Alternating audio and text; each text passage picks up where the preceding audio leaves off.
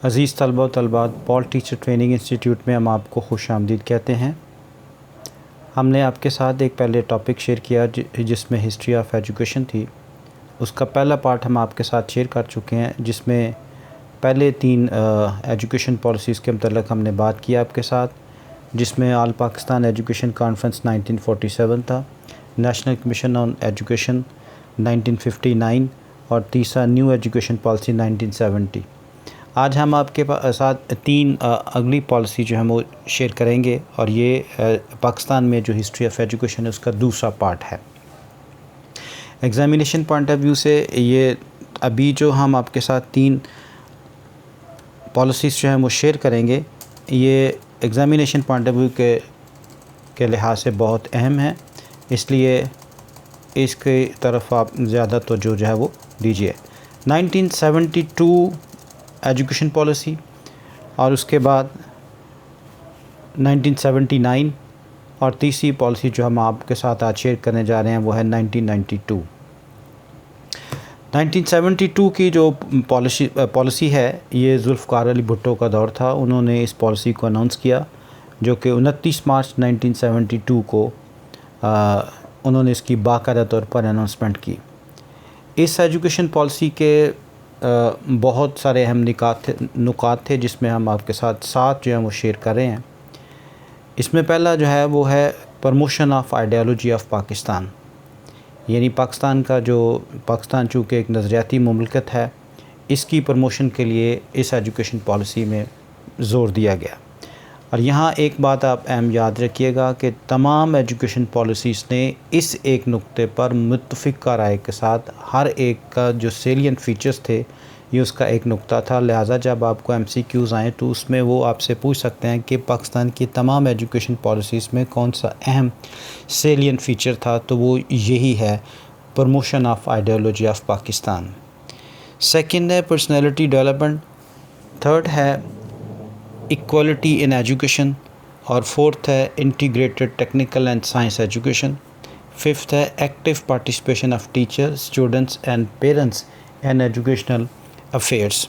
ये बहुत अहम नुक्ता है इस पॉलिसी में, जिसमें एक ट्रायंगल है, जिसमें टीचर है, स्टूडेंट है और पेरेंट्स, यानी इन तीनों इस ट्रायंगल में तीनों जो हैं वो अपनी अपनी जगह अहम रोल अदा करेंगे, ताकि जो एजुकेशन के ऑब्जेक्टिव्स हैं उनको जो है वो पूरा किया जाए। छठा इसका जो सेलिएंट फ़ीचर है वो है curriculum based on socio economic needs of the society, यानी सोसाइटी की जो सोशो इकनॉमिक नीड्स हैं उसकी बुनियाद पर करिकुलम जो है उसको डिज़ाइन किया जाएगा, डिवाइस किया जाएगा। 7 है नेशनलाइजेशन ऑफ एजुकेशनल इंस्टीट्यूशंस। इस पॉलिसी में पाकिस्तान की जितनी पॉलिसीज़ हैं, इनमें से ये नुमायाँ इसका एक अहम फ़ीचर जो है वो ये है कि उस दौर में तमाम एजुकेशनल जो इंस्टीट्यूशंस थे उनको जो है वो नेशनलाइज़ किया गया। लेकिन यहाँ ये बात अहम याद रखिए कि जो कॉलेजेस और स्कूल थे उनको नेशनलाइज़ किया गया, अगरचे दूसरे डिपार्टमेंट्स जो हैं, दूसरे फील्ड्स जो हैं, उनमें भी जो है वो नेशनलाइजेशन हुई, लेकिन ज़्यादा जो असर हुआ वो इस डिपार्टमेंट पर हुआ, यानी एजुकेशनल जो डिपार्टमेंट है। तो ये 7 सेलिएंट फ़ीचर्स थे इस एजुकेशन पॉलिसी के।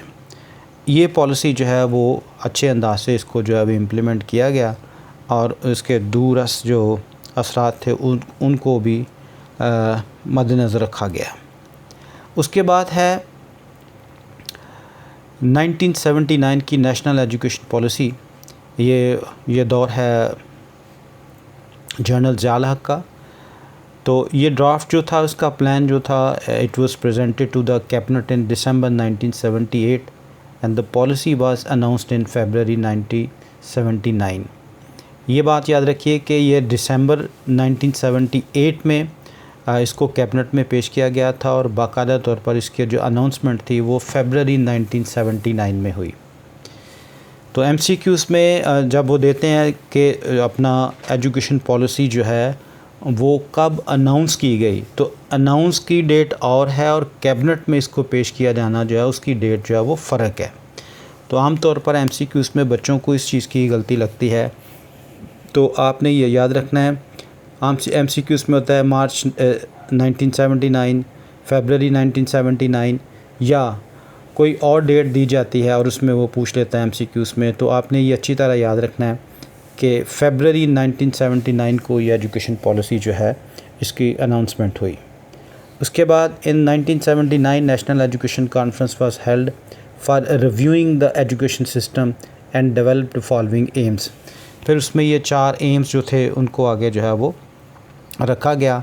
उसमें था फोस्टरिंग लॉयल्टी टू इस्लाम, फिर creation of concept of Muslim Umma, promotion of science and technical education, और चौथा और अहम नुक्ता था, एम जो था वो था इक्वल अपॉर्चुनिटीज़, यानी तमाम पाकिस्तानी शहरियों को यो इक्वल अपॉर्चुनिटी हो कि वो एजुकेशन जो है उसको हासिल कर सकें। फिर इसके बाद गोल्स और जो ऑब्जेक्टिव्स हैं उनको अचीव करने के लिए कुछ स्ट्रेटजीज़ जो हैं वो डिवाइस की गई। उनमें पहली स्ट्रेटजी है करिकुलम रिवीजन, यानी करिकुलम को रिवाइज़ किया गया। फिर मर्जिंग मदारस एंड ट्रेडिशनल एजुकेशन, फिर Urdu as a medium of education, यानी मीडियम ऑफ इंस्ट्रक्शन जो था वो एजुकेशन में उर्दू जो है उसको वो अपनाया जाए ताकि हम ज़्यादा से ज़्यादा अपने ऑब्जेक्टिव्स को जो है वो अचीव कर सकें इस पॉलिसी के।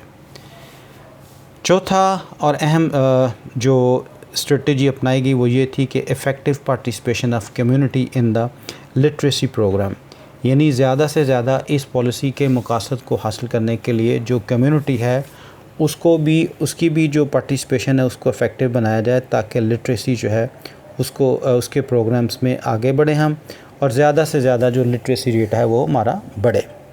पांचवा ये स्ट्रेटजी अपनाई गई कि linked scientific and technical education, दोनों एजुकेशंस को आपस के साथ जो है वो लिंक्ड किया गया।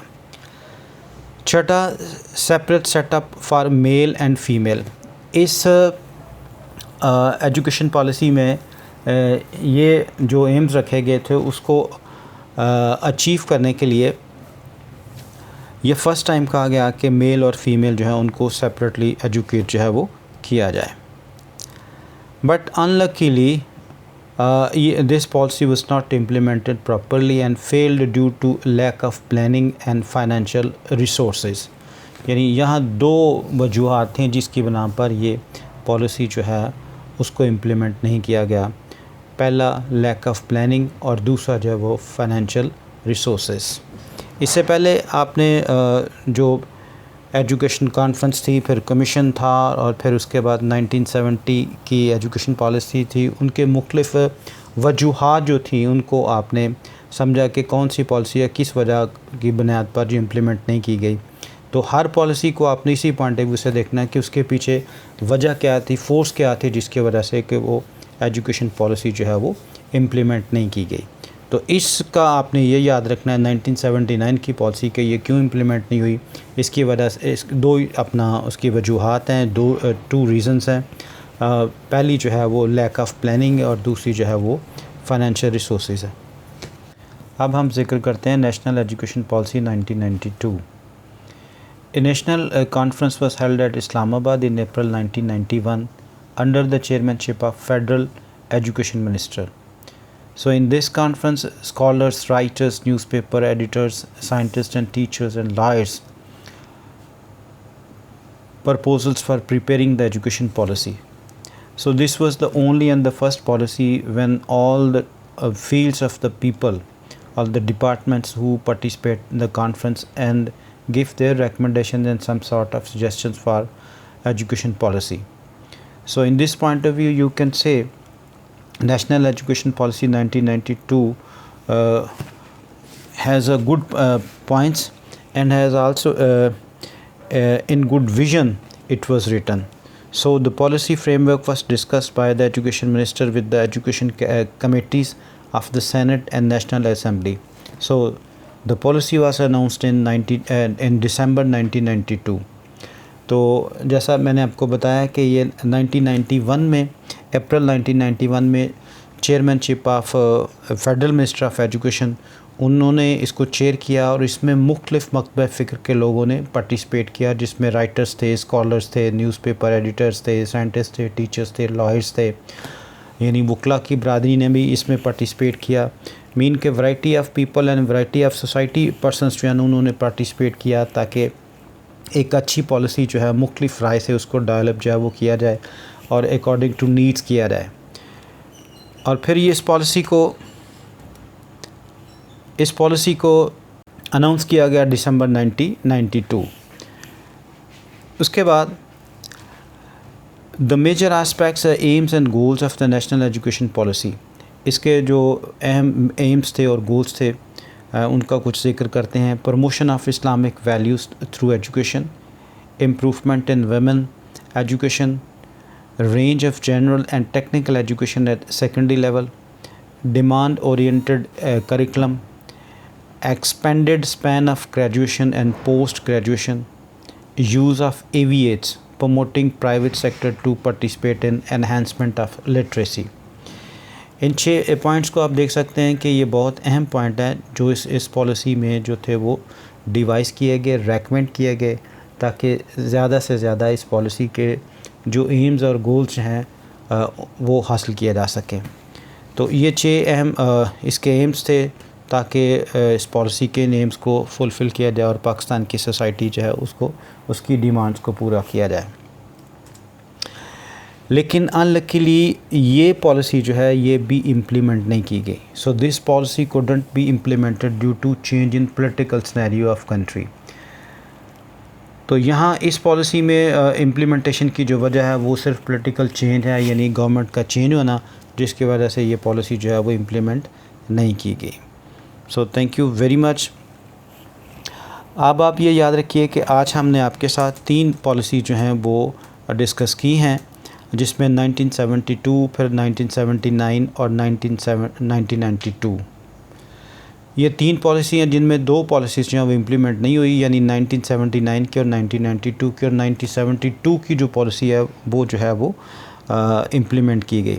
अब आपने इसमें MCQs तो हम आपके साथ इसके एंड पे शेयर करेंगे, जब हम तीनों आपके साथ ये इसके पार्ट शेयर कर लेंगे। लेकिन आपने इस पॉइंट ऑफ व्यू से ज़रूर याद करना है कि आपने एजुकेशन पॉलिसीज़ को में मुख्तलिफ़ एंगल से मुख्तलिफ़ अप्रोचेस को याद करना है कि ये पॉलिसी जो है वो कब डिवाइस की गई, किस साल में की गई, किस माह में की गई, किसके दौर में की गई, उसके सेलिएंट फ़ीचर क्या थे, इसके ऑब्जेक्टिव्स क्या थे, उन ऑब्जेक्टिव्स को अचीव करने के लिए स्ट्रेटजीज़ क्या थी, और फिर ये अपना पॉलिसी जो है वो इम्प्लीमेंट की गई या कि नहीं की गई। अगर नहीं की गई तो उसकी क्या वजूहत थी। तो इस पॉइंट ऑफ व्यू से आपने MCQs जो उनको जो है वो तैयार करना है। और फिर एक और एंगल से भी आपने हर पॉलिसी को देखना है कि किस पॉलिसी में कोई यूनिक चीज़ आई या नई चीज़ आई जो कि इम्प्लीमेंट की गई या ना भी की गई, लेकिन उसमें ज़िक्र उसका ज़रूर जो है वो किया गया। जैसे 1972 की जो एजुकेशन पॉलिसी है, इसमें जो सबसे अहम जो चीज़ उस दौर में आई वो ये थी, nationalisation of institution, private institution को जो है वो नेशनलाइज किया गया। So hope you got a lot about education policies in Pakistan. तो अपनी आरा से हमें आप नवाजते रहिएगा। Thank you very much.